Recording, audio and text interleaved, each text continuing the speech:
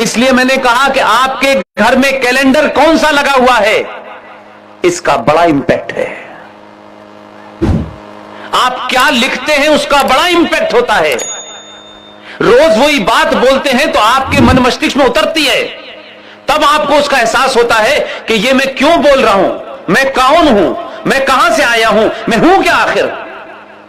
के इतिहास में तो पढ़ाया गया आप अकबर के गुलाम थे, औरंगजेब के गुलाम थे, बाबर के गुलाम थे, इसके गुलाम थे, आपने ये किया, आपकी औरतों को वो उठा के ले गए, आपने तो क्या कहते हैं दूसरों की स्वाधीनता, आपने गुलामी कबूल, क्या क्या आपके पढ़ाया जाता है।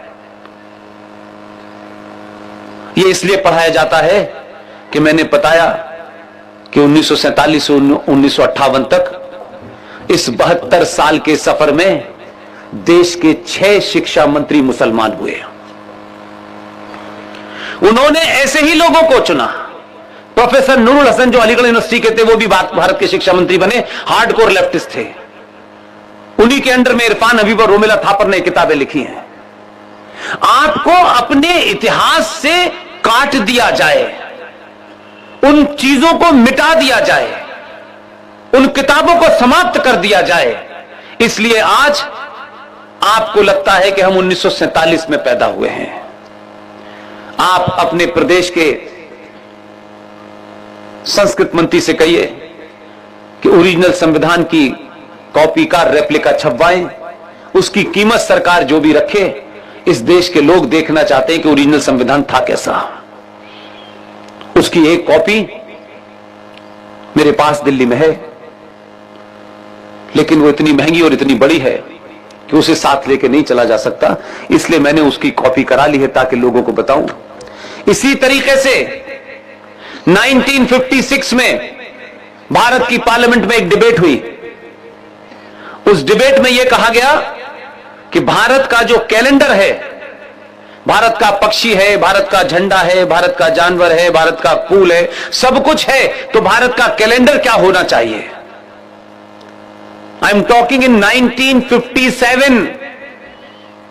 तब कोई हिंदूवादी ताकतें सत्ता में नहीं थी। लंबी डिबेट के बाद यह तय हुआ कि भारत का कैलेंडर 7 संवत से बनेगा। सर्वसम्मति से पास हो गया। इसलिए मैंने कहा कि आप 1947 में ट्रांसफर ऑफ पावर के बाद सत्ता में आए, पाकिस्तान बन गया, लेकिन पाकिस्तान बनाने वाली ताकतें इस भारत की संसद में थी। उन्होंने उसके बाद भी लगातार वो कोशिशें करी कि आप अपने पूरे इतिहास से कटे रहें। इसलिए जिना चला गया, जिना से ज्यादा खतरनाक वो थे जो यहां रह गए। आपका कैलेंडर पास हो गया। उस कैलेंडर के बाद में जब छप के आया तो आपका कैलेंडर इंग्लिश कैलेंडर छपा जो क्राइस्ट चर्च से चलता है। अगर सेकुलर भारत के अंदर कोई कैलेंडर छपना था तो किसी मजहब के रहनुमा उनसे क्यों छपेगा। तो मुसलमान भी कह सकते थे कि आप हिजरी कैलेंडर छापिए 1400 साल पहले। तो आप कह सकते हैं 7 संवत हिंदू है, 7 संवत हिंदू नहीं है, यह साइंस थी। कैलेंडर पास हो गया, नहीं छपा। हमने पूछा ही नहीं किसी से, भाई ये तो बताओ कि जब तुमने ये पास किया था फिर क्यों नहीं छापा। लेकिन बदलाव के लिए मैं आपको बता रहा हूं। इसलिए आप सब जो भी हैं, मेरी किसी बात से सहमत हो असहमत हो सकते हैं आप सब के अंदर एक न्यूक्लियर बम की ताकत है, उसका इस्तेमाल सही जगह कीजिए।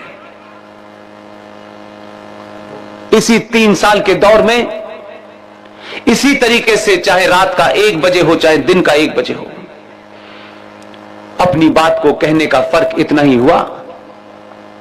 अब से 6 महीने पहले भारत के प्रधानमंत्री ने देश के खिलाड़ियों को चिट्ठी लिखी। कोई नई बात नहीं है, चिट्ठी तो बहुत पहले से लिखी जा रही थी, लेकिन मेरे लिए एक सुखद अनुभूति है।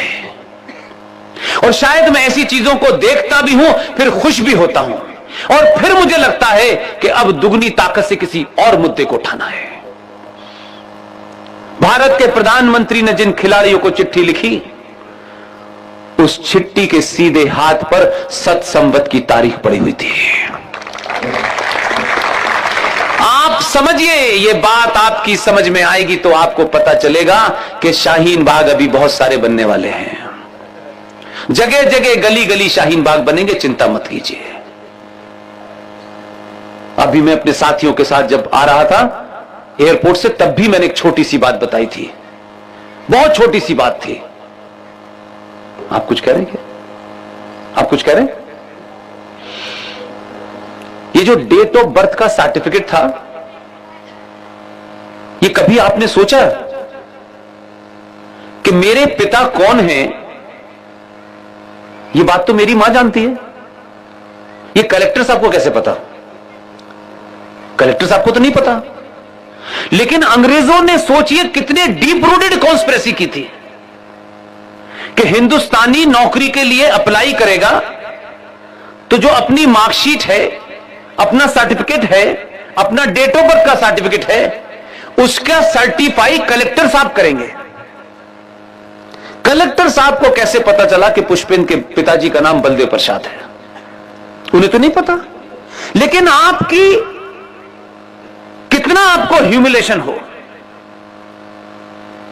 कि एक ऑफिसर, न जिसने मेरी मां को देखा है, न जिसने मेरे पिता को देखा है, लेकिन उसकी जब तक मोहर नहीं लगेगी, आप वैलिड नहीं कहलाएंगे कि आपके पिता का नाम स्वर्गीय बलदेव प्रसाद था। यह प्रथा आजाद भारत में चलती रही क्योंकि ट्रांसफर ऑफ पावर से हिंदुस्तानी अंग्रेज सत्ता में आए थे। 2014 के बाद एक बहुत छोटा सा फैसला हुआ। इसलिए मैंने कहा कि आपकी सोचने और देखने की निगाह हो सकती है और शायद बदल गई है, तभी रात के 11 बजे आप घर छोड़ के यहां बैठे हैं। सिर्फ उसने इतना ही कहा कि आज से हर बच्चा नौकरी के एप्लीकेशन में अपने पिता का नाम, अपनी माता का नाम खुद ही सत्यापित करेगा।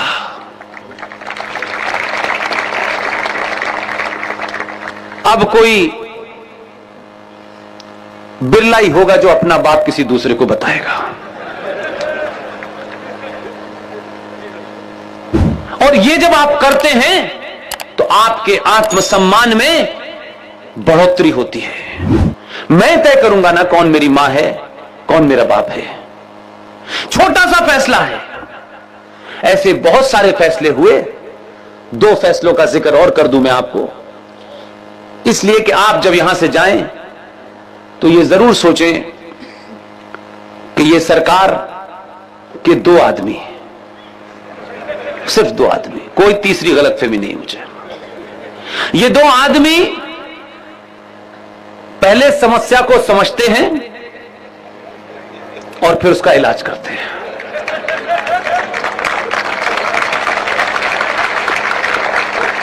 इसलिए आज आप किसी से खुश हो, नाराज हो, यह महत्व नहीं है। मैंने आपको पहले कहा, 3 साल से कह रहा हूं, इस तारीफ का मतलब इतना ही है कि जो लोग खामोशी से इस राष्ट्र को, इस राष्ट्र के सम्मान को, इस सनातनियों के पुरुषार्थ को जगाने का काम बहुत खामोशी से करते हैं, उनकी खुले मंचों से तारीफ करिए ताकि उनके अंदर और जज्बा पैदा हो। ये तारीफ करने में कोई पैसा नहीं लगता है। ये तारीफ मैं इसलिए करता हूं कि उनको एहसास हो कि उनके कामों को इस देश का, इस राष्ट्र के समाज, ये राष्ट्रवादी ताकतें उनके फैसलों को कैसे लेती हैं। हम सब लोगों ने गीता का नाम सुना है, गीता सिंह का नहीं, गीता का बारे में बहुत चर्चा करते हैं। कुछ काम कितनी खामोशी से कर दीजिए, उसका अंतर्राष्ट्रीय और विश्व में कितना बड़ा असर पड़ता है।